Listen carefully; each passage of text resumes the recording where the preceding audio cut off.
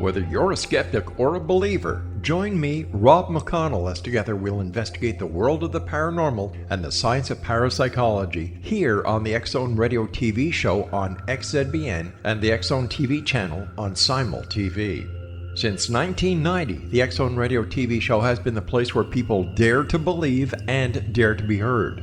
Together, we'll investigate UFOs, aliens, ghosts, Bigfoot, psychic phenomenon, lake monsters, conspiracy theories, government cover-ups, the truth embargo, alien abductions, ESP, haunted locations from around the world, and so much more. With over 28 years of broadcasting and more than 4,500 individual guests, the X-Zone is truly a place where fact is fiction and fiction is reality, as evidenced by the credibility, integrity, and professionalism of the guests that we bring to our international audience. If you have seen a UFO, had a close encounter, seen a ghost, Bigfoot, lake monster, or a story that you would like to share or have investigated, contact me, Rob McConnell, by sending me your email to xzone@xzoneradiotv.com, or you can call toll-free 1-800-610-7035, extension 143, and on Skype, X-Zone Radio TV. For more information on the X-Zone Radio TV show with yours truly, Rob McConnell, visit www.xzoneradiotv.com or www.xzonetvchannel.com or simultv.com and xzbn.net. Until next we meet here in the X-Zone from our broadcast center and studios in Hamilton, Ontario, Canada, always remember, X-Zone Nation, keep your eyes to the sky and your heart in the light.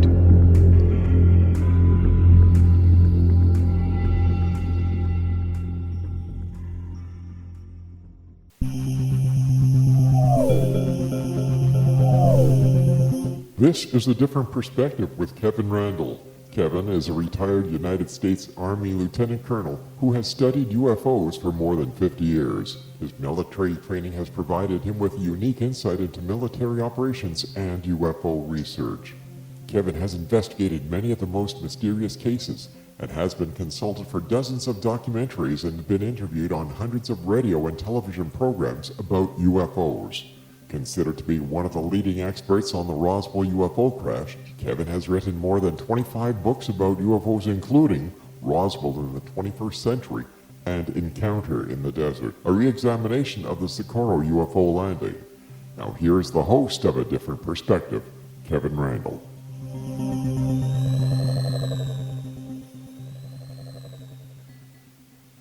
And good day. This is, in fact, A Different Perspective, and I'm Kevin Randle. I'll be joined by Jim Willis in just a minute. We're going to talk about lost civilizations and the secret histories and suppressed technologies of the ancients. Normally, I do a little bit of a rant at this point of the program, something that I like to do, but I have nothing that annoys me today that has to do with UFOs. There's a lot of things out there that annoy me, but this is not the proper forum to discuss those. So we'll skip the rant and just get into the program. Jim Willis, after graduating from the prestigious Eastman School of Music, was a high school band and orchestra teacher during the day, a symphony trombonist on the weekends, and a jazz musician at night. I want to say magician, jazz musician at night, and a choral coordinator, conductor on Sunday mornings, before earning his master's degree in religion and entering the Protestant ministry for 40 years. I should say to Jim that sometimes a period helps. Just a little editorial comment there for no reason whatsoever. He is the author of 12 books on religion and spirituality. He has served as the adjunct college professor in the fields of world religions and instrumental music while working part-time as a carpenter. He's the host of his own, or was the host of his own Drive Time radio show, an arts council director, and a great lecturer speaking about topics ranging from historical studies to contemporary spirituality. His latest book is Lost Civilizations from Visible Ink Press. While living in his current residence in the woods of South Carolina, he wrote Ancient Gods, Lost Histories, Hidden Truths, and Conspiracy of Silence. That's one title, I suspect. And Supernatural Gods, Spiritual Mysteries, Psychic Experience, and Scientific Truths, and that were published by Visible Ink Press. And as I mentioned earlier, His current book is Lost Civilizations, The Secret Histories of Suppressed Technologies of the Ancients. Jim Willis, welcome to A Different Perspective. Thank you, Kevin. Good to be with you and good to talk to you because this is the first time I've talked to a Visible Ink Press colleague. We've kept Kevin and Roger pretty busy over the last 10 years, haven't we? I've talked to a lot of them, Brad Steiger and Jerry Clark, to name just two that I've dealt with. Yes, and it's always good to talk to a fellow Visible Ink colleague. Well, being out here in the woods, I don't get the opportunity to talk to folks like you do, but it's good to be with you today. That's for sure. Well, then let me ask you a snarky question. Snarky question. Snarky, yes. I noticed in your book you mentioned that archaeologists don't deal with myths and legends that much and kind of ignore those for more traditional pathways to the truth. And I was wondering, do you have any professional or academic background in archaeology or anthropology? Some in anthropology, very little in archaeology. However, I've talked to an awful lot of archaeologists over the past. I think that's changing. I think the tendency, especially with the young archaeologists coming up, in Lost Civilizations, I follow two lines of evidence. One is what I call evidence in stone, which refers to the artifacts and the megaliths and the stone structures that have stood the test of time and are still standing, from Göbekli Tepe to Stonehenge to Egypt to the Mayan culture. But also the evidence that I call evidence in story, and that refers to the mythology and the religious traditions, especially, that go way back in time. In the past, and I'm talking, quite a few years ago, in the field of archaeology, there wasn't that much attention paid to the oral histories, to the mythologies. But lately, I think that's changing. Well, I was going to say, my undergraduate work was done in anthropology with an emphasis on archaeology. And before all of you people go out there and check to see if this is true, I will say one thing, that given the fact I was an ROTC and I needed to graduate at a specific time, I had to change majors in my last semester. But the majority of my work was done in anthropology and archaeology. Yeah. But I had noticed at that time that they were taking an interest in the myths and the legends. And wasn't it Schulman who found Troy based on the myths and the history? And that goes back into the 19th century. So I was a little surprised at that comment, and I just thought I'd bring it up. Well, I'm glad you did, because I am delighted that the impetus seems to be changing. I'm not exactly sure why, but I have a suspicion that part of it, at least, is due to the fact that up until relatively recently in history, and you and I are about the same age, so we've lived through this same time, up until relatively recently, if you wanted to get new ideas out into the open, you pretty well had to go through the academic community. And in the academic community, of course, whether it's whatever field of academia you're looking at, you have a group of people who kind of get into it, get control of it, write the textbooks, deliver the lectures, and if you want to advance, you have to parrot back to them what they are teaching you. And so it was that way for an awful long time, but lately we have the internet, we have the History Channel, we have the Discovery Channel, which allows people to kind of do an end run around the normal academic pathways. Now, in some ways, this is bad, because it means that you get out there without a lot of peer review.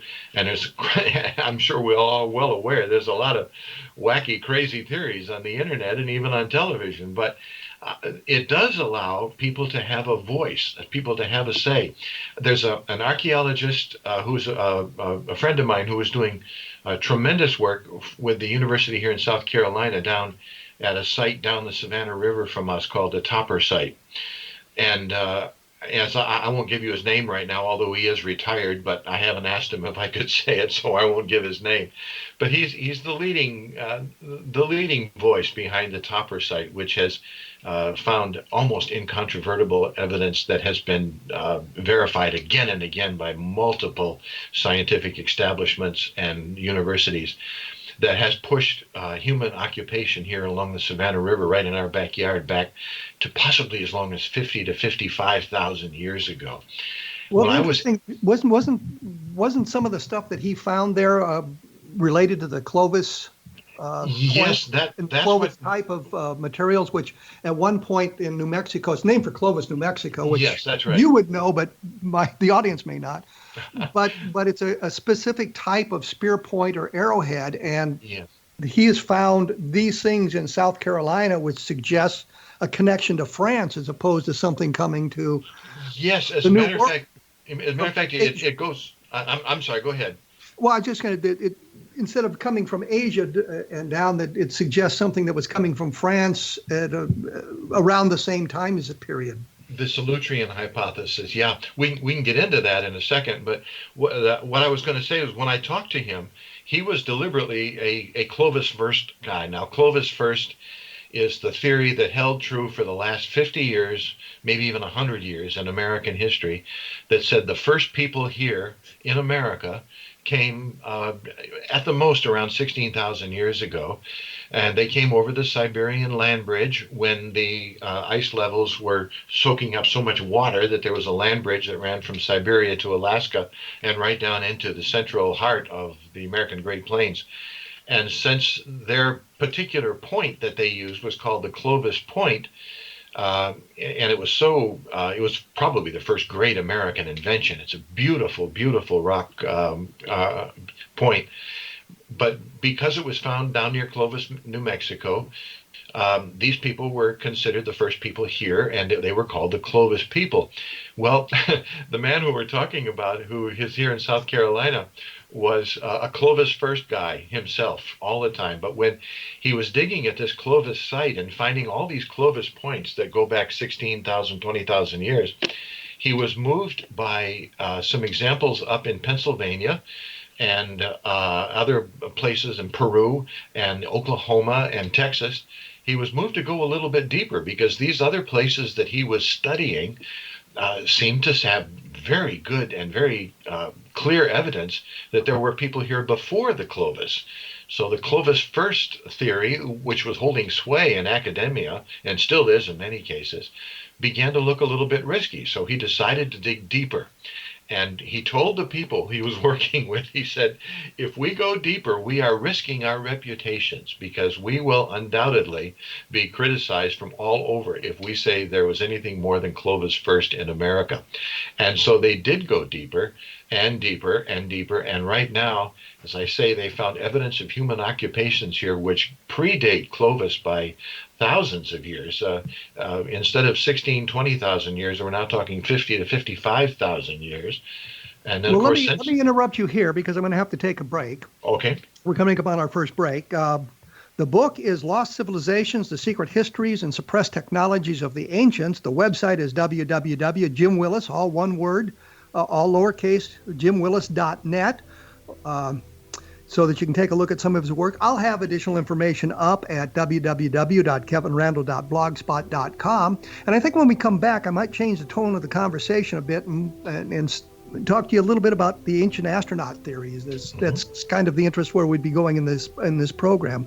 So I will be back in just a moment with Jim Willis, so please stick around.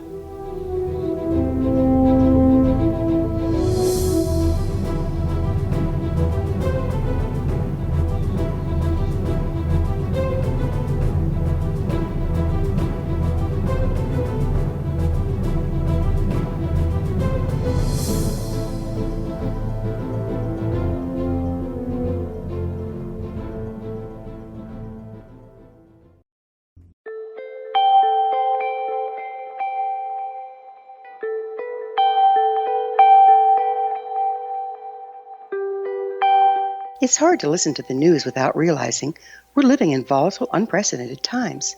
Yet never has there been such an opportunity to transform the human condition. As old structures fail, where can we find the guidance to co-create a better way?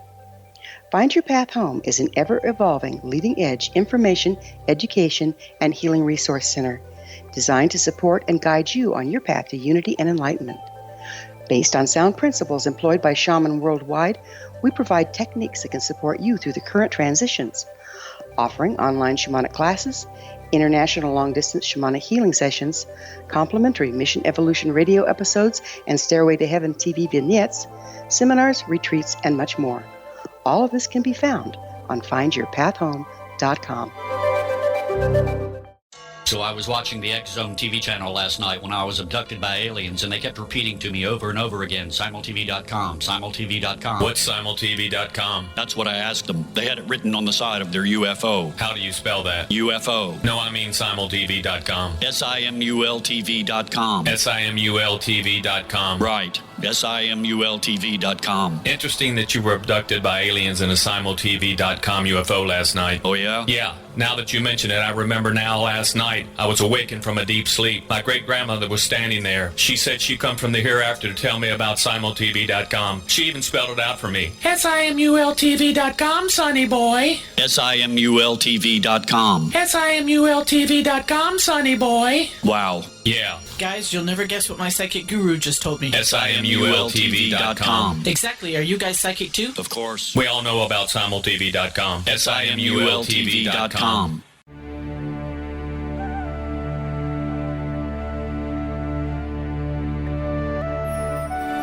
Shamanic healing is the key to personal empowerment. Why? All four levels of our being, physical, emotional, mental, and spiritual, must be addressed for us to enjoy balanced, healthy, abundant lives. Yet there are few provisions for spiritual or energetic healing. Shamanism, found at the root of all cultures, is a very effective spiritual healing modality. To find quality shamanic healing you can trust, regardless of where you live, look no further than Find Your Path Home Long-Distance Shamanic Healing Program. All Path Home long-distance healing practitioners have been trained and certified through Path Home Shamanic Art School. Change your life. Live abundantly. Schedule a long-distance shamanic healing session with Wilda Wieka or one of her quality practitioners today at findyourpathhome.com.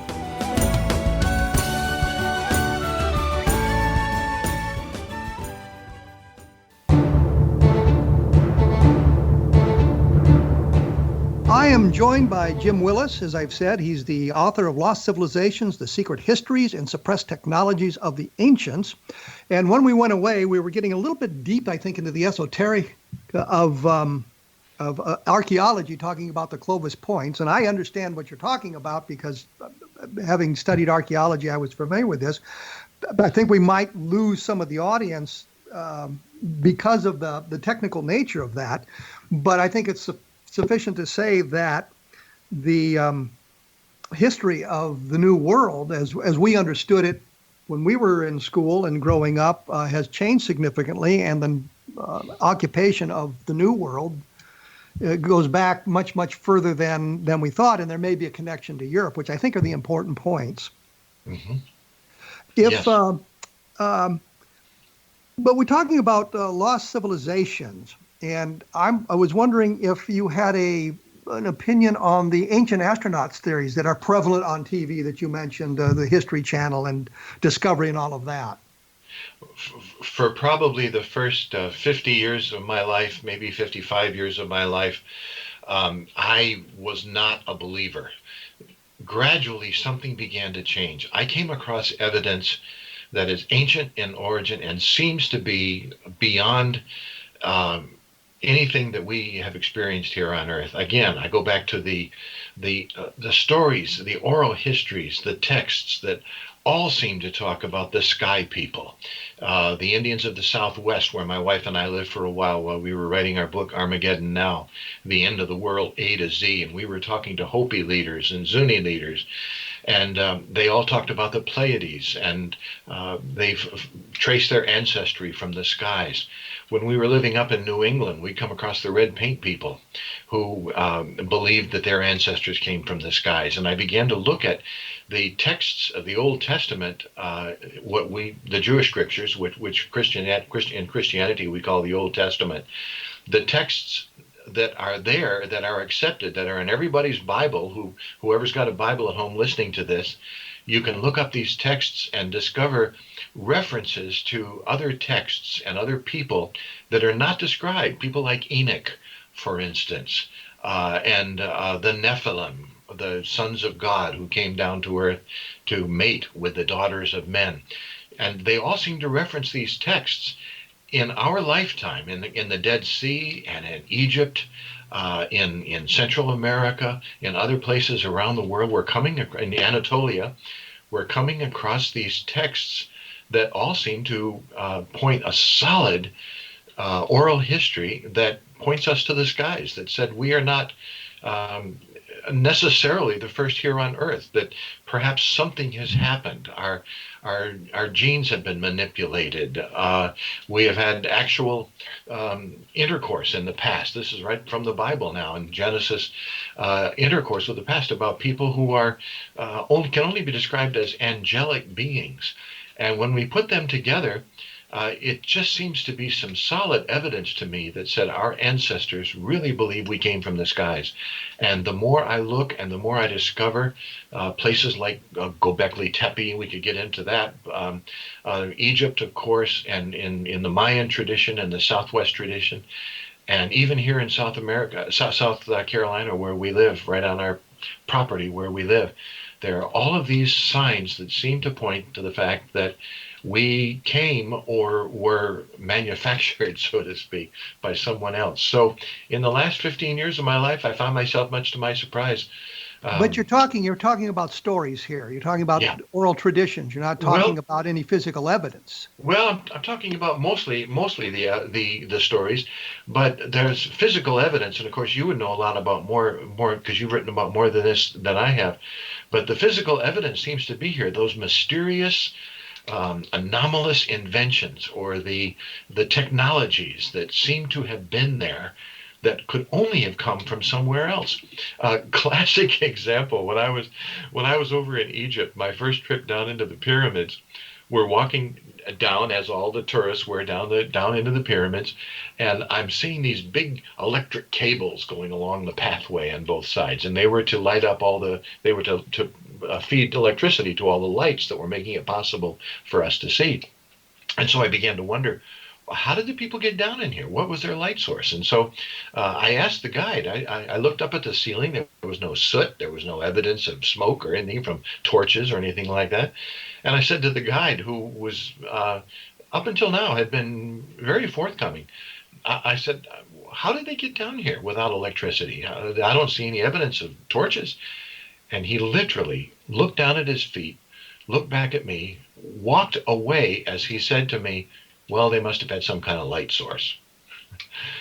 What kind of light source? Where could it have come from? He didn't know, and he wasn't even going to talk about it.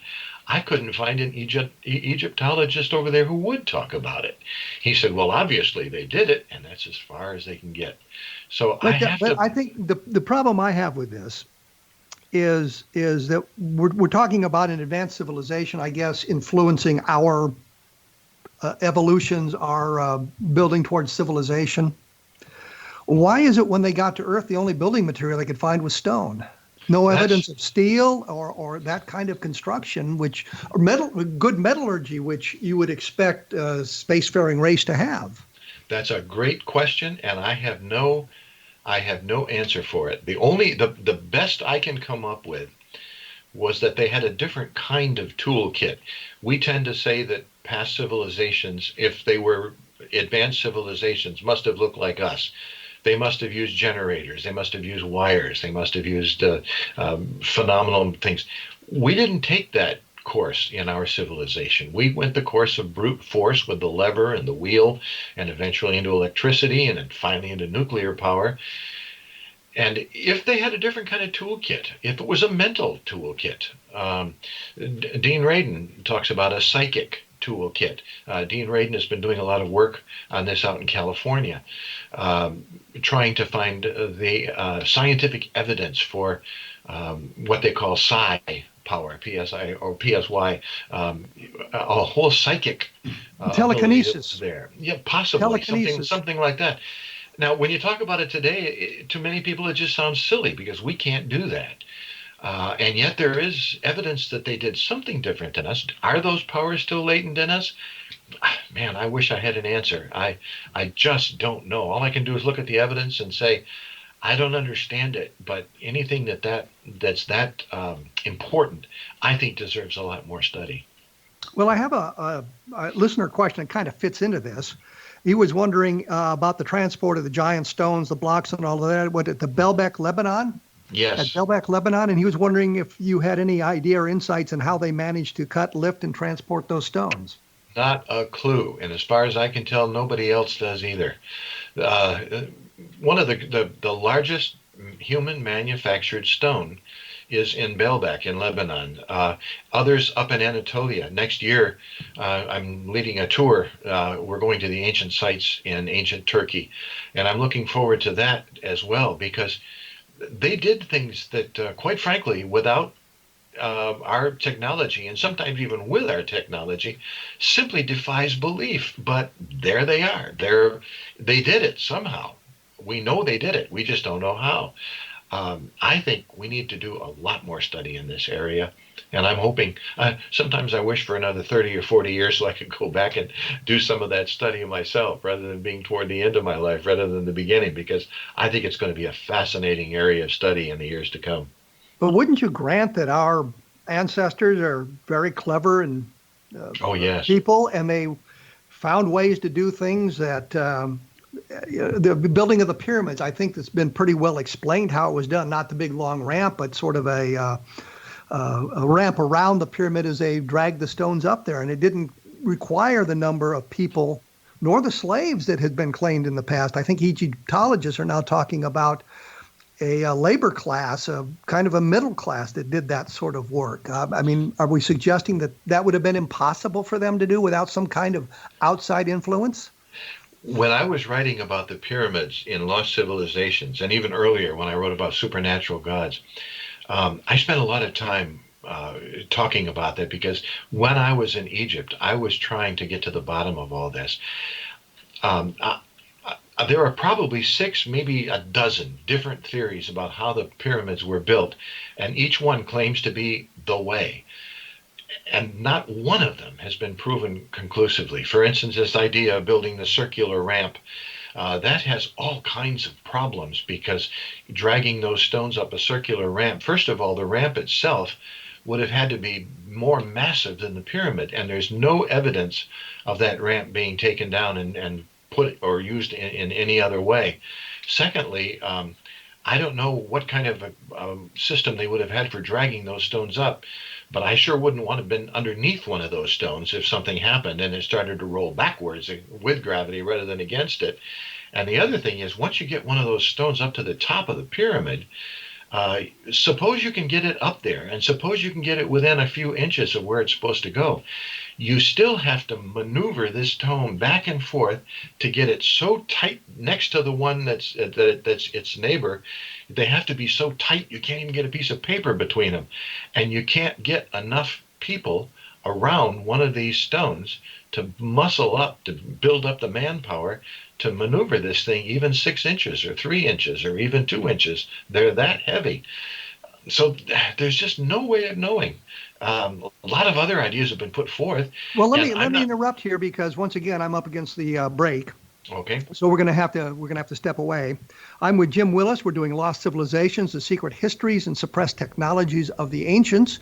I will have additional information up on my blog at www.kevinrandle.blogspot.com, and I'll just cut in for just a moment here and say, if you're interested in the Curse of Oak Island, I've got a posting that'll go up pretty quick about the last night's episode on that, if you wanted to take a look at my thoughts on that. I will be back in just a minute with Jim Willis, and we'll talk maybe about Atlantis and some of those sorts of things as well. So stick around.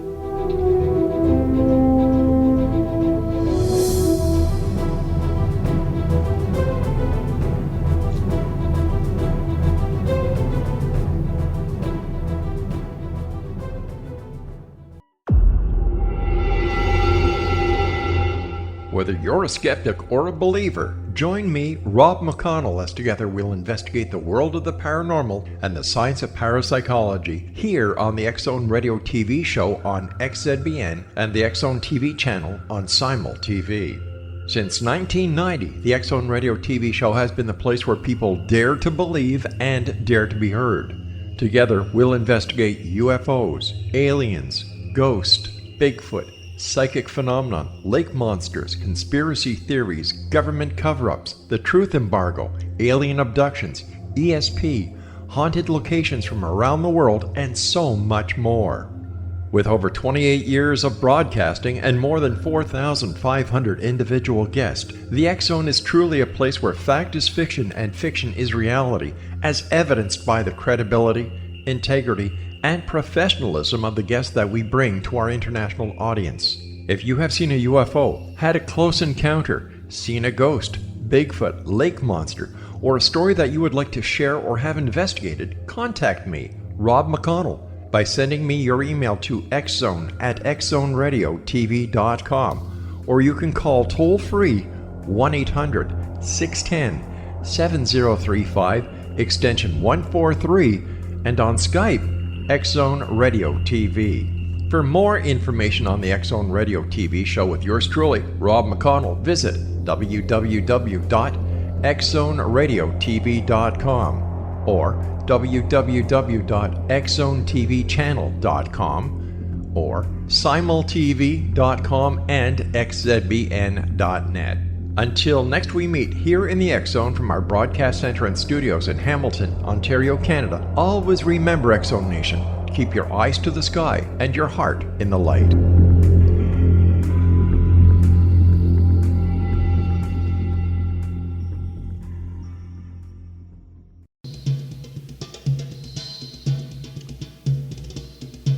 I am back with Jim Willis. We're talking lost civilizations, the secret histories, and suppressed technologies of the ancients. And we were talking about the moving of those giant stones. And I guess the answer is we really don't understand how it was done today, other than the fact that they actually did it.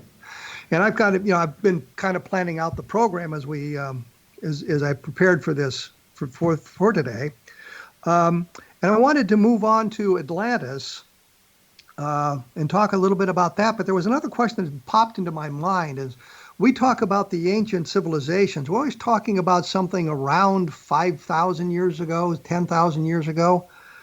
What about evidences of something much, much older than that? I'm talking millions of years ago, maybe some other kind of intelligent life on Earth, or maybe intelligent visitation. Any thoughts about that?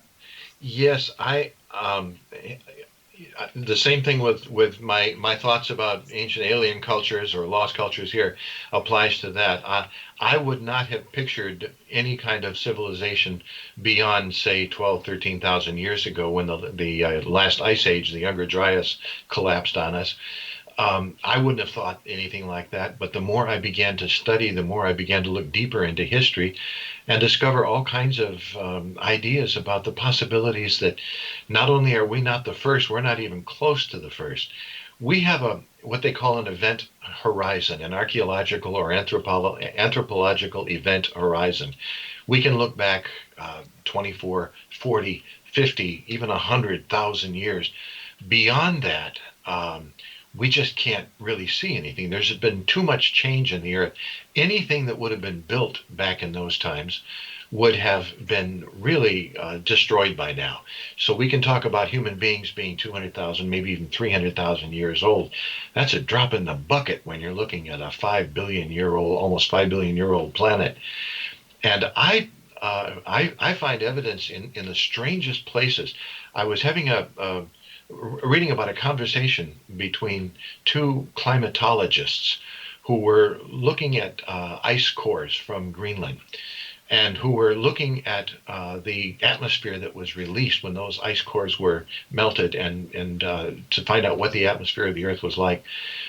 And one of them was saying to the other one that there seems to be evidence of way, way back when, I'm talking millions of years ago now, where the Earth was going through changes similar to what it is going through now. And we can find that evidence in the rocks and evidence in the ice and evidence in different kinds of evidence. And so he began to wonder if thousands of years from now, scientists can look back at our time and plot what was going on, what we were doing to planet Earth. Can we do the same thing? And they discovered many of the trends back millions of years ago that were very similar to what we're doing now. And it caused one of them to say, it was almost as if millions of years ago there was an industrial society that was burning forests and putting all of that ash up into the atmosphere and warming the earth and doing the very same thing we did. It made me begin to wonder, could it be possible that we are making the same mistakes in our time that other civilizations have made in the past? Again, it's just an idea. Can I prove it? Oh, absolutely not.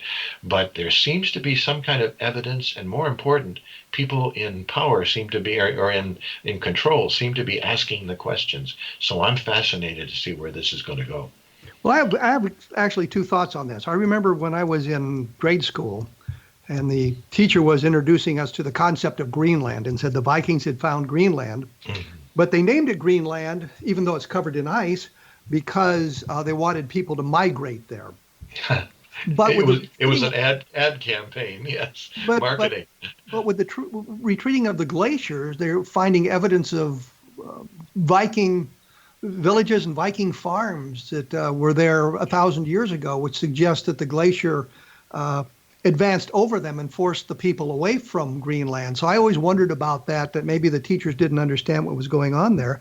The second thing that strikes me here is, are you familiar with the Milankovitch cycles? No, that's a new one to me now.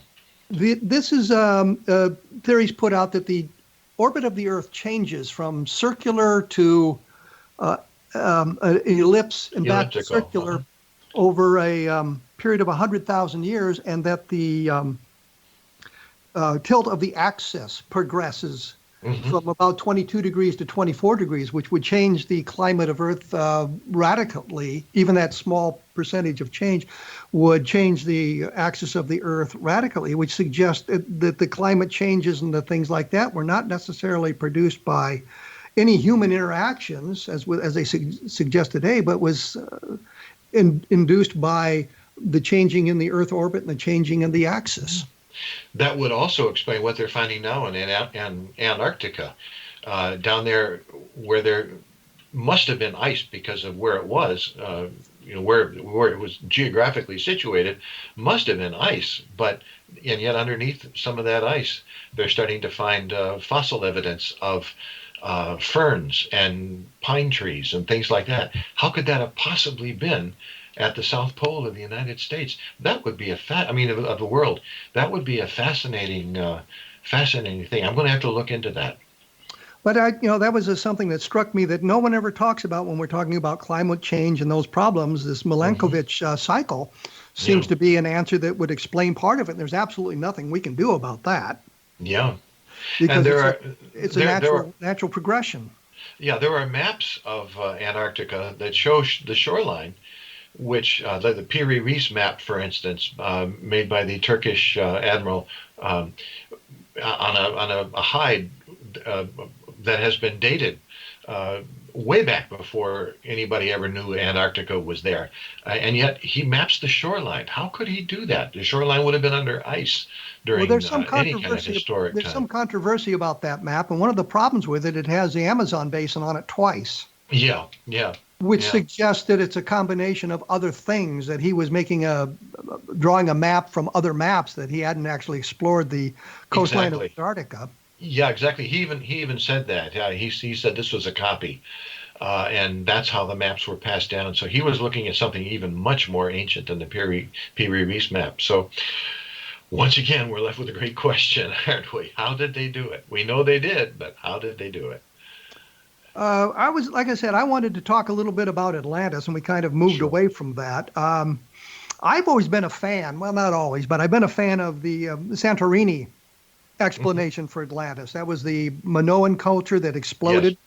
Yes. It was on an island, and the volcano erupted and blew up and destroyed it basically in a day, as Plato said. And I understand that it's not beyond the Pillars of Hercules, which is the Rock of Gibraltar, or the entrance to the Mediterranean. But I was kind of partial to that theory. And I noticed in your book you weren't quite as big a fan of that as I was. Yeah, I had trouble. Plato seems so accurate about his dates that although the Santorini eruption is certainly a historical fact, you can't get around, and that's a very viable theory. Lately, I've been more moving toward the Caribbean. because it seems to fit a little closer to the geographical areas, and it certainly seems to fit the time. Plato very definitely gave us a date for that, and a lot of people don't accept his date. They say that it's not, it can't be accurate, but he definitely gives us a date that through a long involved process comes to about 11,600 years ago, which was the very end of the Younger Dryas Ice Age. Now, the Younger Dryas Ice Age is an ice age 12,800 years ago. For those listeners who haven't followed it, 12,800 years ago, the Earth was nicely receding from the last glacier age, and everything was going along fine, when something happened. And to my way of thinking right now, at least, I come down on the order of a comet breaking up into at least 9, maybe many, many more fragments that was trapped in the Earth orbit that hit the Earth and plunged the Earth back into almost like a nuclear winter, so to speak. And there's a lot of archaeological evidence for this. And the Earth went back into another ice age that lasted until 11,600 years ago. And at that time, something happened, and again, a good guess seems to be that the plug which allowed all the glacier melt to now flow out out into the Atlantic Ocean through the St. Lawrence, that opened up. Up until then, it had just been flowing south toward the Mississippi into the Gulf. When that opened up and poured all of that cold water into the revolving current that there's there in the Atlantic Ocean, the Earth was very suddenly changed. Something quickly happened, and the ice age quickly melted, and all of that water, over a matter of perhaps even days, weeks, certainly, flowed out into the Atlantic, and it just changed everything completely. And a lot of the Caribbean islands, which might have been one solid landmass, became the islands that we know today. So, I don't know, right now, I'm kind of hedging my bets toward the Caribbean and into Cuba and up into the Bahamas, but I'm certainly open to Santorini, because that fits a lot of very good geographical things too. Well, again, we're up against a break, so I'll interrupt the conversation. I'm speaking with Jim Willis. We're talking about lost civilizations, the secret histories, and suppressed technologies of the ancients. When we come back, we'll finish up with Atlantis and some discussion about that and some other things like that. Once again, my blog is www.kevinrandle.blogspot.com, and his website is www.jimwillis.net for additional information about this. We will be back in just a moment, so stick around.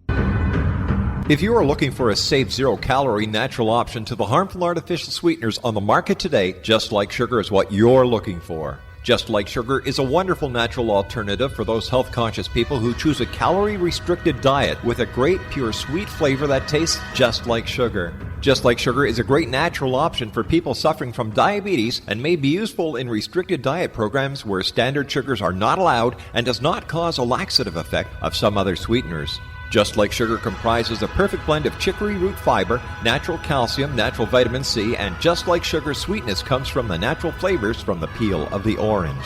Just Like Sugar is a natural alternative to harmful artificial sweeteners and will change the way that you believe all natural sweetener products taste.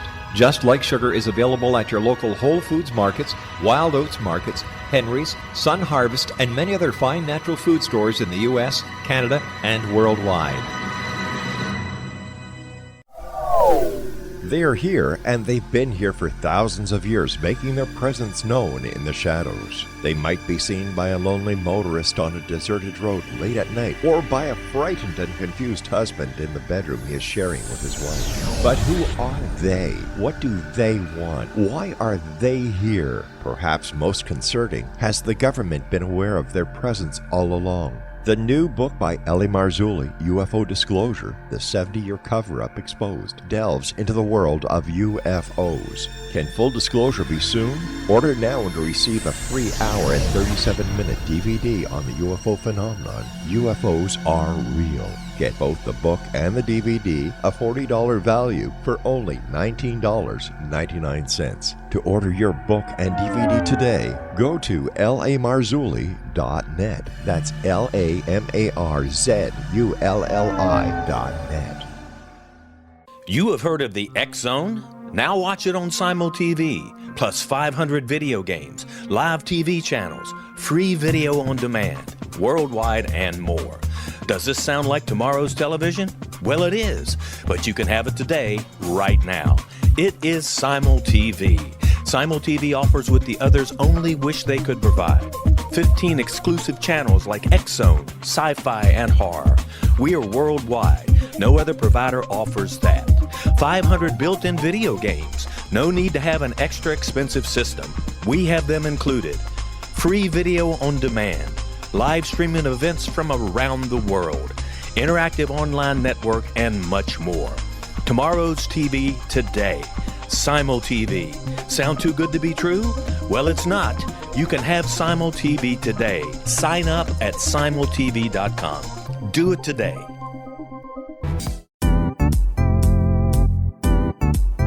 Memorable dynamic presentations are a not-so-secret weapon in the business world.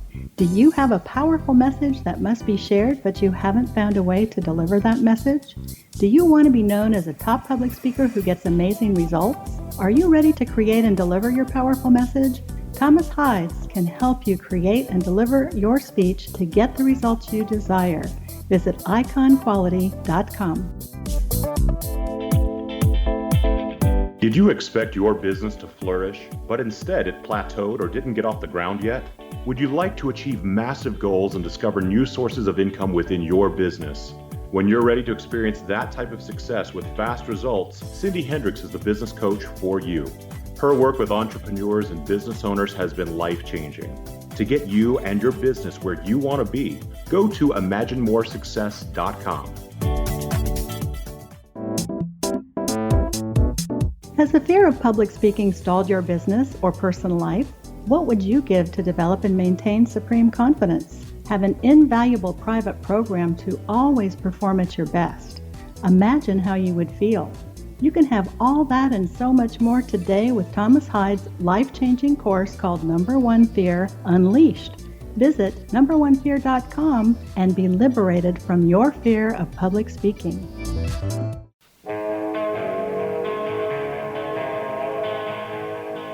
As promised, I'm here with Jim Willis. We were talking about Atlantis. He was placing it in the Atlantic. I'm more of a fan of Santorini, which is in the Mediterranean. But we're talking about something that took place, according to Plato, 11,000 years ago, give or take. Wouldn't we find some evidence of Atlantis on those islands unless it completely and totally sank into the ocean? One would sure think so. And that's a problem. That's a big problem. I think Atlantis aficionados, so to speak, like to try to put that one under the carpet. But if you're going to start following facts, you've got to follow all the facts.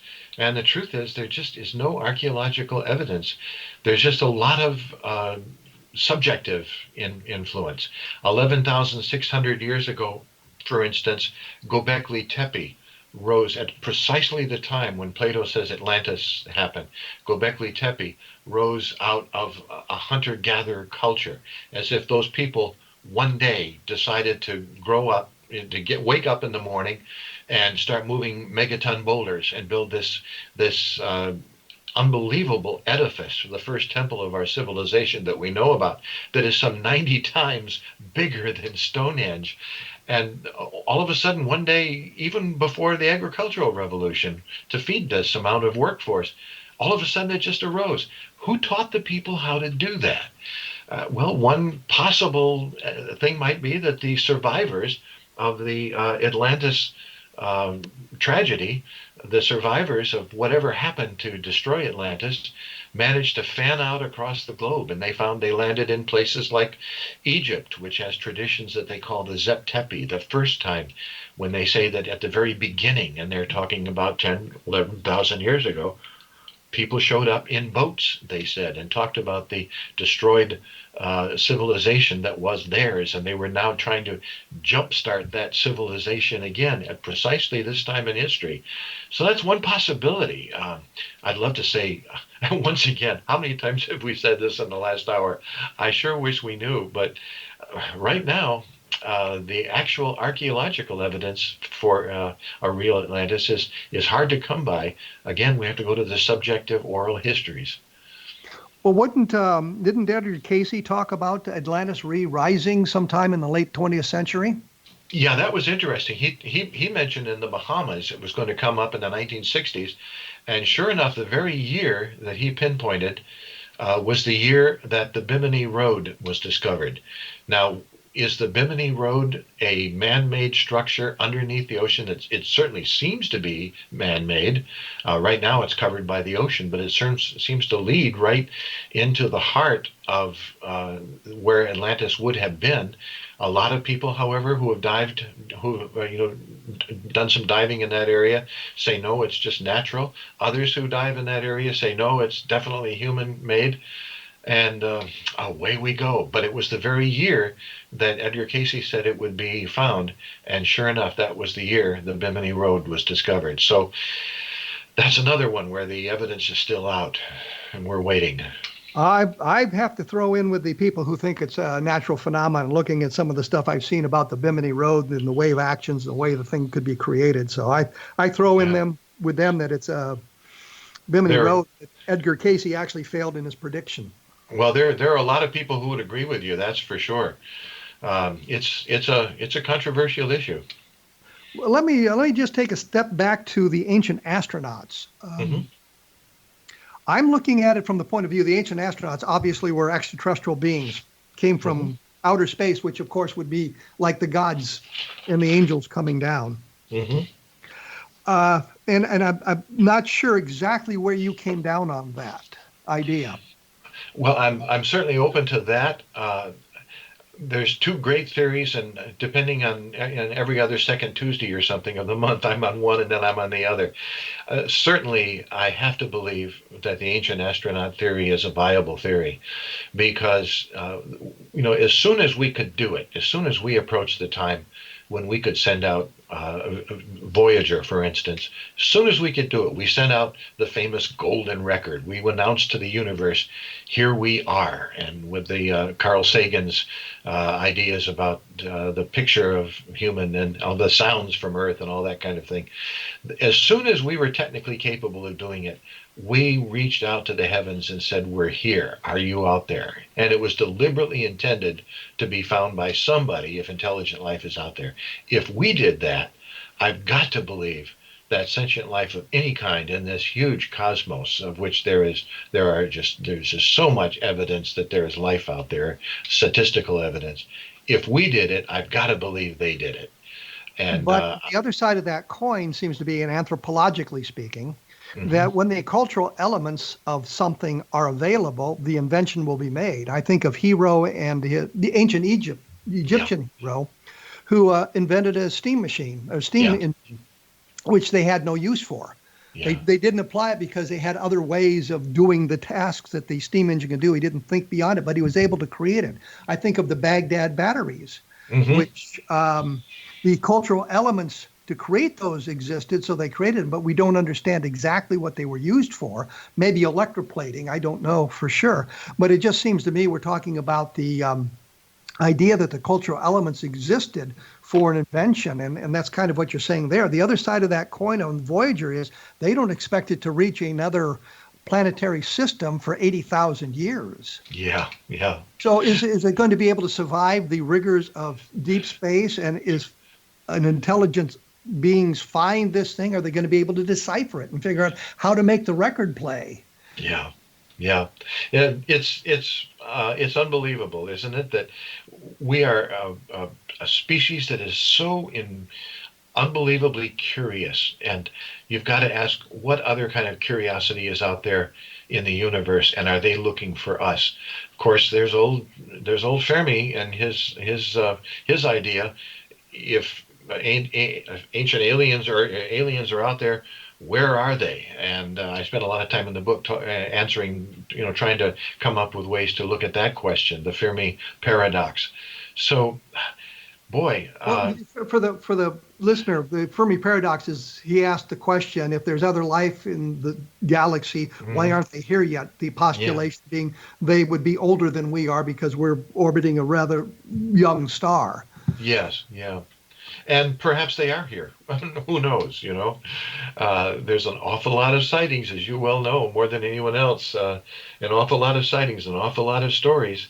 Yes, but unfortunately, an awful lot of those sightings are of mundane, terrestrially based objects or natural phenomena that people misidentify, including, always the problem. Crying out loud, the moon. Yeah. I've had UFO reports where it turned out the guy was seeing the moon. Yeah. You'd think somebody would be able to identify the moon when they saw it. Yeah, it is maddening, isn't it? It just drives you crazy sometimes, because you would like to have something solid, something real, and yet always our reach just a little bit is beyond our grasp. I always hope, every day I wake up, I always hope to find some kind of news that some of these big questions that we've been talking about are going to be answered. And it probably we won't know until a spacecraft of some kind from another dimension or another planet, someplace else in the universe, or from another universe even, manages to land in Central Park in New York. Probably until that happens, we're never going to have the answers we're really going to be happy with. But until then, you can't discount it. You just can't discount it. Well, I think, you can, because you can say, where is the evidence? And the evidence is pretty esoteric. Well, yeah, there is that. I mean, it's conjecture. You're saying, how did they move it? They must have had some kind of a way of, obviously they had some way of doing it, but it doesn't necessarily lead us to the extraterrestrial or telekinesis. No, not necessarily. I was going to make that the other point, that a lot of these questions that we've been talking about can be answered with the ancient astronaut theory, but you don't necessarily need that theory to talk about, for instance, lost civilizations that might have passed down their knowledge, or some other ways that the ancients had of doing things that we just don't know anything about. We don't necessarily need the ancient alien theory to supply the answers to these questions. We need something, and it might have come from the stars, it might have come from a lost civilization. We just don't know. Well, it might have come from the cleverness of the human mind. Jim Willis, let me thank you for taking your time to talk to me about lost civilizations and the secret histories of suppressed technologies of the ancients. I got that in there for you once again. Thank you. Thank you. The website is www.jimwillis.net. Thank you so much for your time here on A Different Perspective. Thank you, Kevin. Appreciate being with you. You have a good day. And as I say, I will have more information. I hope I'll have more information at www.kevinrandle.blogspot.com. And I've done a number of books where I've kind of touched on some of these ideas and some of these theories about lost civilizations and ancient astronauts and these sorts of things. And I have to say, at one point, I was kind of a big fan of ancient astronauts, but I'm kind of over that based on the way some of the evidence has been presented and learning something more about it. By taking anthropology courses and archaeology courses and looking at the evidence as it appears, and not jumping to the speculations that some of the proponents of these things do, saying, well, it must have been blah, blah, blah, as opposed to here's the evidence of what exactly happened. Next week, I'm going to be joined by John Herzon of MUFON. We're going to be talking about what's going on in the world of ufology. Week after that, I think we'll have Charles Haldon to give us some more insight on what's going on at Rendlesham for us and that sort of thing. And we'll be closing out the month in a few weeks after that with another good guest. I will be back in 167 hours with another episode. And hey, take a look at Roswell in the 21st Century. And if the mood moves you, put a review up on Amazon. Thank you for joining me on A Different Perspective.